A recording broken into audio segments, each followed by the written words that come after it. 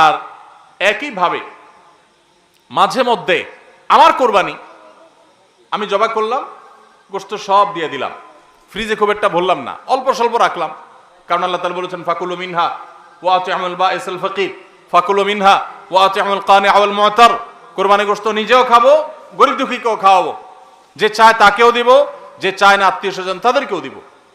অতএব মুস্তাহাব এই তিনও ভাগে ভাগ করা, কিন্তু এটা ফরজ ওয়াজিব না। তাহলে আমি পরিমাণ একটু কম রেখে বেশিরভাগই দিয়ে দিলাম। মন মানে কিনা দেখেন, মন মানে কিনা। অনেকে আছেন লামসাম সামান্য একটু দিয়া আর সব ফ্রিজে ঠেলতে ঠেলতে ফ্রিজের দরজাই লাগে না, পারলে রশি দিয়া বাঁধে যে দরজা লাগে না। কারণ গোশত, পায়া, ভুড়ি, কলিজা, ফ্যাপসা সব ঢুকাইতে ঢুকাইতে ফ্রিজ বেচারা জাম হয়ে গেছে।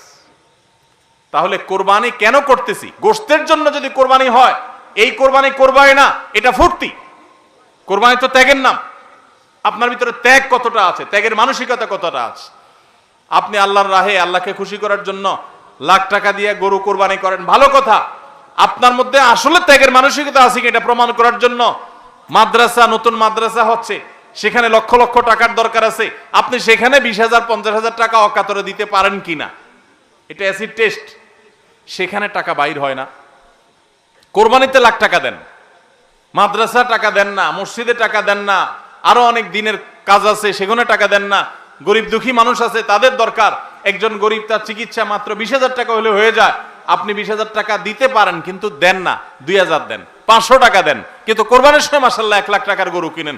যদি আল্লাহর জন্যই হয়, স্যাক্রিফাইসও যদি হয়, কোরবানিও করেন, ওখানেও দেন, কিন্তু কোরবানির সময় আসেন ওখানে নাই, তাহলে আপনার এই কোরবানিটা কি আল্লাহর জন্য হচ্ছে না নিজের জন্য হচ্ছে, আল্লাহর খুশির জন্য হচ্ছে না অন্য কোনো উদ্দেশ্য হচ্ছে? এই প্রশ্ন জোরালোভাবে আমাদের অবশ্যই রাখতে হবে। ভাইরা আমার, এর মানে আবার কেউ এটা বুঝেন না যে কোরবানি কম হোক আমরা সে চেষ্টা করবো না, কোরবানি আরো বেশি বেশি করার চেষ্টা করবেন। কোরবানি যত বেশি হবে তত আমাদের সব দিক থেকে লাভ। তাহলে কোরবানি আসার আগে আগে নিজেকে নিজে জিজ্ঞাসা করবেন, পরিবারের সদস্যরা বসে নিজেদের মধ্যে পর্যালোচনা করবেন যে আমরা কোরবানিটা কেন করছি, আমাদের উদ্দেশ্যটা কি। আমাদের উদ্দেশ্য হবে আল্লাহর নির্দেশ পালনার্থে আমি আমার অর্থ করি, এটা ব্যয় করলাম। একটা পশু কিনলাম, ঈদের আগের রাতে কিনবেন না, পারলে 2-4 দিন আগে কিনবেন। যত বেশি আগে কিনতে পারেন তত ভালো। কিনলে ওই পশুটাকে আপনি নিজে হাতে খাওয়াবেন, গোসল করাবেন, ওইটাকে পরিপালন করবেন, প্রতিপালন করবেন, ওটার প্রতি একটা মায়া হবে। এরপরে সেই পশু যখন জবে হবে নিজের কাছে একটু খারাপ লাগবে, এটা এক ধরনের স্যাক্রিফাইস। ফজর নামাজ যখন পড়বো মনে চায় না, তারপরেও কষ্ট করে উঠে পড়বো, এটা স্যাক্রিফাইস। তো কোরবানির এই ইবাদত আমাদেরকে স্যাক্রিফাইস এবং ত্যাগ শিখায়। আল্লাহকে সন্তুষ্ট করার জন্য আমরা যেই কোনো ধরনের স্যাক্রিফাইস করার চেষ্টা করব। আল্লাহ আমাদের সবাইকে তৌফিক দান করুন। ভাইরা আমার, আমাদের কোরবানি যেন অর্থবহ হয়, বিশুদ্ধ হয়, এবং আমাদের কোরবানি যেন ত্রুটি মুক্ত হয়, এই ইবাদতের সওয়াব যেন আমরা আল্লাহর কাছে লাভ করি, সেজন্য দ্বিতীয় যে পরামর্শ দিতে চাই বা যে দ্বিতীয় আমলটি কথা বলতে চাই সেটি হলো কোরবানির পশু এটা যারা বানাবে সে সমস্ত কসাইদেরকে উপযুক্ত মজুরি আমরা দিব, তাতে কোনো কার্পণ্য করব না। কিন্তু কোরবানির পশুর কোনো গোশত মজুরি হিসাবে দেওয়া যাবে না। কোরবানির পশুর গোশত যদি মজুরি হিসাবে দেন তাহলে সেটা জায়েজ হবে না, আপনার কোরবানি হবে না। এখন আপনি বলবেন, ভাই কেমন কথা, যেই বেচারা কোরবানির পশুটা জবে করলো, সরি গোশতটা প্রস্তুত করলো, চামড়াটা ছিললো, এত কষ্ট করে বানাইলো, গোশতগুলো সব নিয়ে বাসাতে উঠে যাবো আর তার কিছুই দিব না, কেমন হয়? দেখতে মনে হচ্ছে এটা অমানবিক না? আসলে কাহিনী ভিন্ন। কাহিনী কি? কাহিনী হলো কোরবানির পশু আমরা যখন জবাই করলাম, বিসমিল্লাহ আল্লাহু আকবার, আল্লাহুম্মা মিনকা ওয়ালাক, এটা যখন জবাই করলাম আল্লাহর নামে, তখন এই পশু আল্লাহর নামে জবে হয়ে গেছে। এটা মূলত যেটা বললাম গরিব দুঃখীকে দেওয়ার কথা। কারণ আমরা যখন যাকাত দেই, সাদেকা দেই, তখন কি ওটা নিজে খাইতে পারি? আর তাহলে কোরবানি গোশত তো খাইতে পারার কথা না, কিন্তু আমরা খাইতে পারতেছি কেন?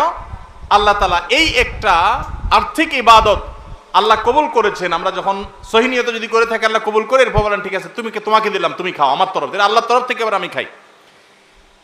তো এই কোরবানির গোশত এটা বিক্রি করা জায়েজ আছে না জায়েজ নাই? না জায়েজ। কেন জায়েজ নাই? কারণ এটা তো ওই যে আল্লাহ আমাকে হাদিয়া দিয়েছেন গ্রহণ করার জন্য, আল্লাহর নামে দিয়ে দিয়েছি, এটা আমি বিক্রি করার সুযোগ নাই। এখন কসাইকে যদি আমি গোশত দেই পারিশ্রমিক হিসাবে, তাহলে এটা একরকম বিক্রি করার মতো হয়। কিভাবে? তিনি কষ্ট করেছেন, তাকে তার বিনিময়ে দিলাম, তাহলে বিক্রি করার মতোই হলো। আমি গোশতটা তাকে একটা বিনিময় নিয়ে দিলাম, গোশত দিয়ে টাকা নিলাম, বিক্রি করা এটা, এখানে গোশত দিয়ে শ্রম দিলাম, একই জিনিস। এই জন্য এটা জায়েজ নাই। তাহলে কি করবেন?